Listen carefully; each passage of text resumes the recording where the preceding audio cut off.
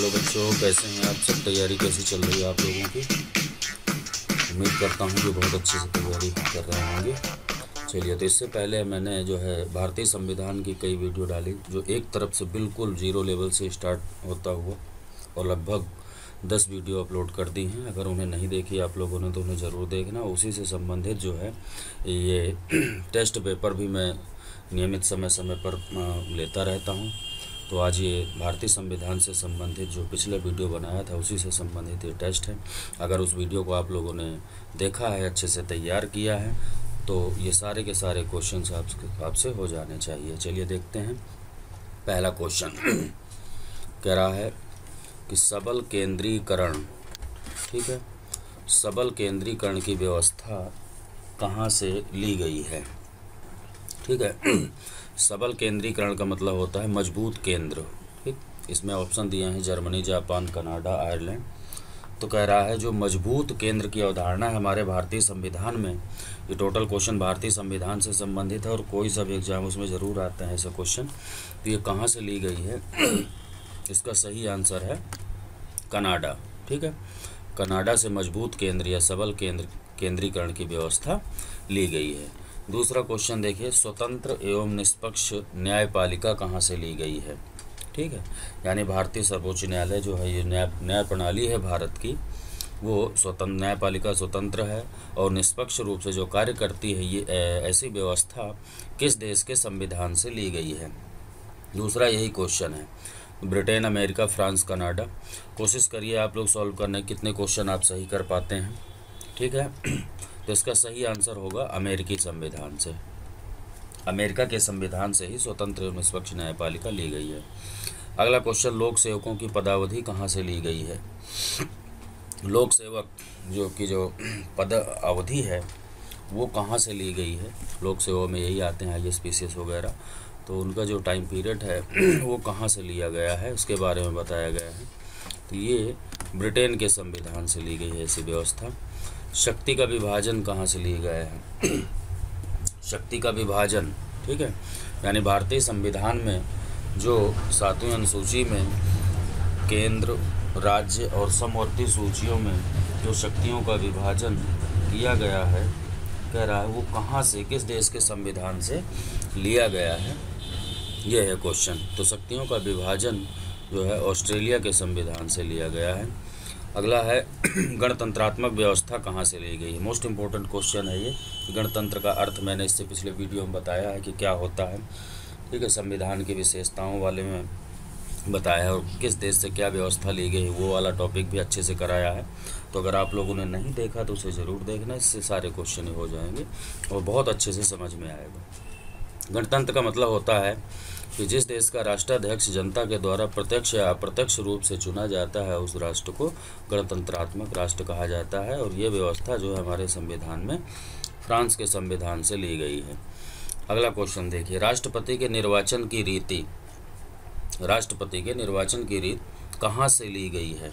ठीक है, यानी जो राष्ट्रपति के चुनाव होता है उसकी जो प्रॉपर व्यवस्था है वो कहाँ से ली गई है? तो उसके लिए सही आंसर होगा आपका आयरलैंड। आयरलैंड के संविधान से ये लिया गया है।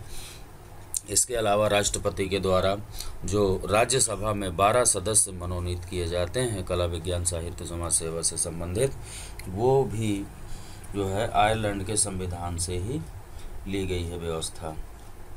ठीक है, तो इन्हें आप लोग करते रहिए, देखते रहिए क्वेश्चन कि कितने आप सही कर पाते हैं। अगला मोस्ट इम्पोर्टेंट क्वेश्चन है, कह रहा है समाजवाद, पंथ निरपेक्ष तथा अखंडता शब्द, ठीक है, ये प्रस्तावना में कब जोड़े गए? प्रस्तावना, मूल प्रस्तावना में ये तीनों शब्द नहीं थे और बाद में जो है जोड़े गए थे 3 शब्द, समाजवाद, पंथ निरपेक्ष और अखंडता। तो ये क्वेश्चन पूछ रहा है कि कब जोड़े गए थे? तो ये जोड़े गए थे 42वें संविधान संशोधन 1976 के तहत। इसका सही आंसर 1920 वाला 1976 हो जाएगा। ठीक है, ये मोस्ट इम्पोर्टेंट क्वेश्चन है। नेक्स्ट देखिए, अवशिष्ट शक्ति केंद्र को कहाँ से दी गई या कहाँ से ली गई, यानी अवशिष्ट शक्ति जो केंद्र को मिली है वो किस देश के संविधान से ली गई हैं। अवशिष्ट का मतलब होता है बची हुई शक्तियाँ, शेष शक्तियाँ जिनका उल्लेख भारतीय संविधान में या किसी देश के संविधान में नहीं होता, और ऐसी शक्ति तो या तो राज्यों को दी जाती हैं या तो केंद्र को। तो हमारे यहाँ जो है शिष्ट शक्तियाँ केंद्र को दी गई हैं, और क्वेश्चन में भी यही पूछ रहा है कि ऐसी शक्ति जो है कहाँ से ली गई हैं, किस देश के संविधान से ली गई हैं। तो इसका सही आंसर होगा अवशिष्ट शक्ति जो है कनाडा के संविधान से ली गई हैं। अगला देखिए, हम भारत के लोग, ये जो प्रस्तावना में स्टार्टिंग में ही लिखा होता है कि हम भारत के लोग शब्द जो है कहाँ से लिया गया है। कहते हैं ना हम भारत के लोग, भारत को एक संपूर्ण प्रभुत्व संपन्न, है ना, समाजवादी पंथ निरपेक्ष। तो ये व्यवस्था, ये वाला शब्द जो है कहाँ से लिया गया है, ऐसा कह रहा है। तो देखिए इसका सही आंसर क्या होगा, हम भारत के लोग, ये जो शब्द है ये अमेरिकी संविधान से लिया गया है। अगला क्वेश्चन, केंद्र राज्य संबंध कहाँ से लिया गया है। केंद्र राज्य संबंध, ये जो व्यवस्था है कहाँ से ली गई है। तो इसका सही आंसर होगा ऑस्ट्रेलिया के संविधान से। केंद्र और राज्यों के मध्य जो आपसी संबंधों का उल्लेख है संविधान में, वो ऑस्ट्रेलिया के संविधान से लिया गया है। नेक्स्ट है विधि का संरक्षण। ठीक है, विधि का संरक्षण, ये शब्द जो है कहाँ से लिया गया है हमारे संविधान में। तो विधि का संरक्षण अमेरिकी संविधान से लिया गया है।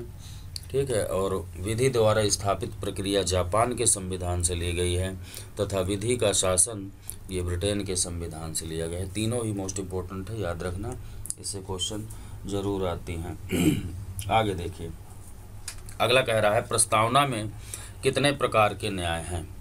ठीक है, प्रस्तावना वाला टॉपिक इससे पहले मैंने कराया था, उसमें बहुत अच्छे से प्रस्तावना को क्लियर कराया। उस बताया था कि रटने की बिल्कुल भी आवश्यकता नहीं है, और प्रस्तावना से संबंधित कोई सा भी अगर आप एग्जाम दे रहे हैं उससे क्वेश्चन जरूर आते हैं, तो उसे अच्छे से आप लोग तैयार कर लेना, बिल्कुल रटना नहीं, सिर्फ समझना है, समझो प्रस्तावना हो गई।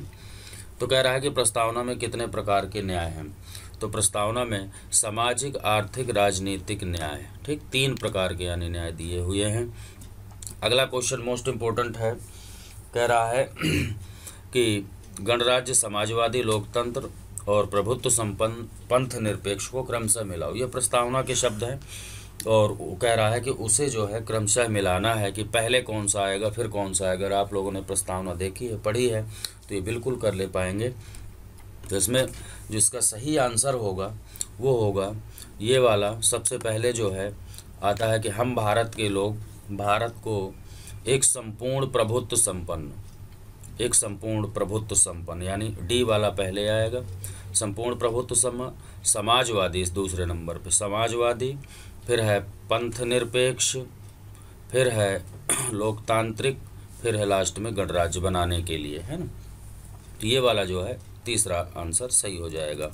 प्रस्तावना में कितने प्रकार की स्वतंत्रता है।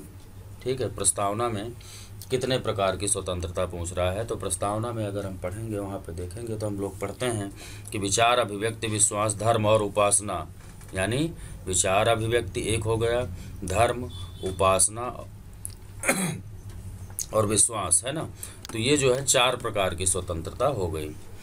अगला क्वेश्चन देखिए, संप्रभुता शब्द का अर्थ क्या होता है। ये मोस्ट इम्पोर्टेंट है, सॉवर्निटी या संप्रभुता शब्द का क्या अर्थ होता है। इसका सही आंसर होगा सर्वोच्च शक्ति।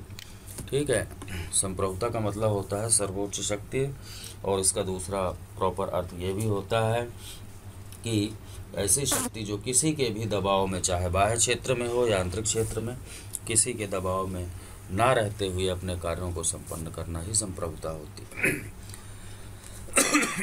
प्रस्तावना में कितने प्रकार की समता, समता मतलब समानता, कितने प्रकार की समानता का उल्लेख है। ठीक है, तो प्रस्तावना को आप लोग जब एक बार पढ़ेंगे अच्छे से तो वहाँ क्लियर हो जाएगा। 2 प्रकार के, प्रतिष्ठा और अवसर की समता प्राप्त कराने के लिए 2 प्रकार की प्रतिष्ठा और अवसर, 2 प्रकार की समानता का उल्लेख है। और अगला मोस्ट इम्पोर्टेंट क्वेश्चन है, कह रहा है मूलभूत सिद्धांत किस वाद में दिया गया था। भूतलक्षी सिद्धांत भी कहा जाता है, ठीक है, और मूलभूत सिद्धांत भी इसे कहा जाता है। ये किस वाद में दिया गया था, यानी सुप्रीम कोर्ट के द्वारा ऐसा वाद दिया गया था। तो कह रहा है किस वाद में वैसा सिद्धांत पारित किया गया था, या केस में जो है वाद दिया गया था। तो इसका सही आंसर होगा केशवानंद भारती। बनाम भारत सरकार जो है 1973 में ये वाद आया था। और इसमें ये कहा गया था कि संसद को संविधान के किसी भी भाग में संशोधन करने का अधिकार है, बशर्ते जो मूलभूत ढांचा है, ठीक है, मूलभूत ढांचा, चाहे वो किसी प्रस्तावना का हो या संविधान का हो, मूलभूत ढांचे में किसी प्रकार का संशोधन संसद नहीं कर सकती। ऐसा प्रावधान केशवानंद भारती वाद में दिया गया था।